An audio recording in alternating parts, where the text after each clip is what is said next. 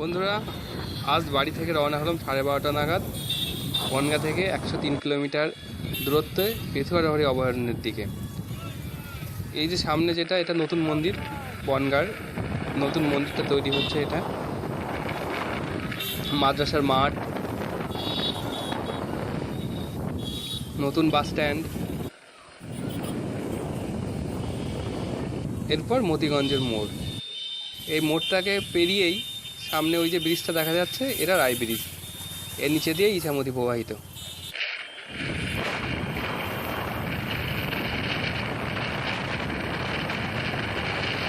আবহাওয়া ভীষণ সুন্দর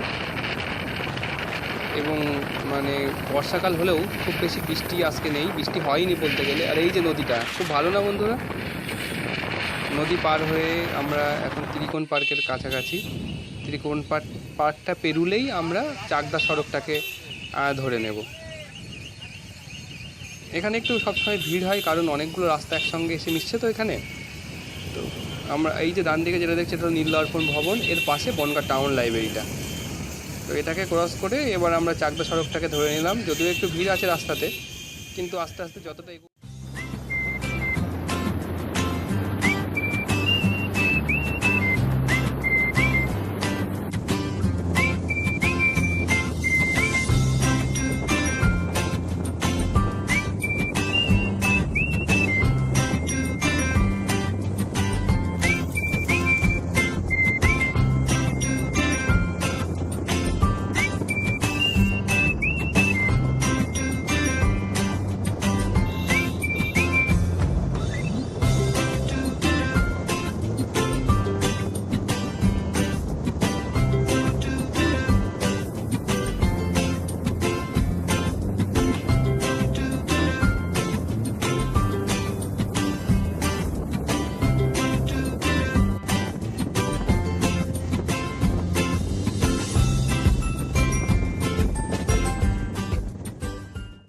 কাছাকাছি চলে আসলাম।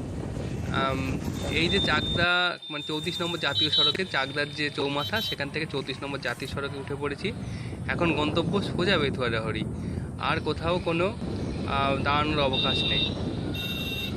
রাস্তা মোটামুটি যেরকম থাকে, সিঙ্গেল লেন তো, সেই জন্যে গাড়ি ঘোড়ার চাপ তো আছেই। তো আমাদেরকে একটু সাবধানে যেতে হবে। আর বন্ধুরা, যেটা না বললেই নয়, যে কোনো ট্যুরের ক্ষেত্রে সবার আগে হেলমেট আর গাড়ির একটা প্রপার সার্ভিসিং, এই দুটো অবশ্যই মাথায় রাখবে। আমরা রানাঘাট চলে আসলাম, পাশে মনোরমা।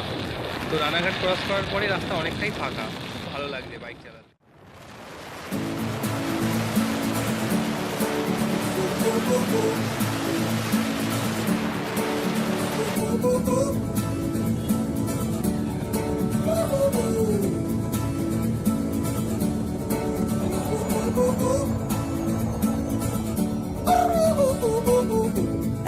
साला अभी अभी हुआ यकीन कि आग है मुझ में कहीं हुई सुबह मैं जल गया सूरज को मैं निकल गया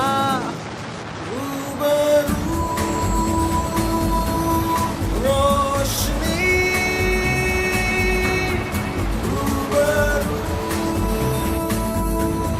रोशनी है जो गुमशुदा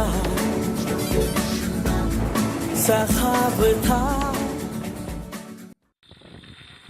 বন্ধুরা, একদম গেটের সামনে, মনে একটা ভীষণ আনন্দ, খুব ভালো লাগছে যে যাক, আজকে যে লক্ষ্যটা নিয়ে বাড়ি থেকে বেরিয়েছিলাম সেটার খুব কাছাকাছি। এখানে প্রতিজন মানুষ পিছু 10 টাকা করে টিকিট, আর বাইকে 5 টাকা। তো বাইক আমরা পার্ক করার পরে এবার আস্তে আস্তে অভয়ারণ্যের দিকে হেঁটে যাচ্ছি।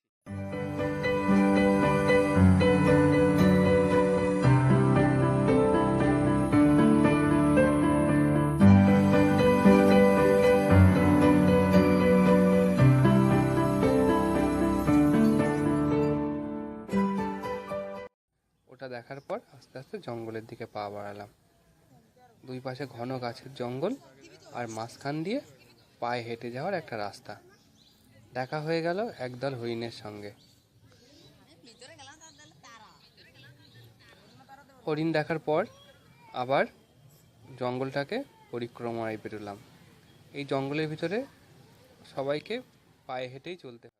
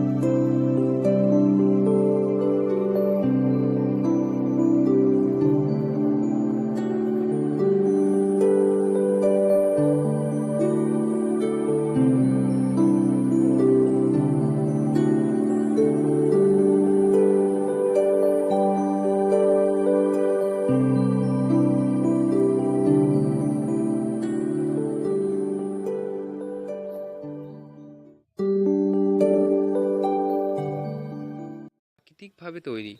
তো খাঁচাটায় যেটা মুগ্ধ করলো সেটা হচ্ছে সবুজ ঘাসের মধ্যে ময়ূরের পদচারণা। সে নিজের খাবার অন্বেষণে ব্যস্ত, আর তার ঠিক পিছনেই একই কাজে ব্যস্ত একটা খরগোশ। অনেকক্ষণ প্রাণ ভরে তাদের খাওয়া দেখলাম। তারপর আস্তে আস্তে এগিয়ে আসলাম আরও যেসব পাখি আছে সেই সব পাখির খাঁচার কাছে।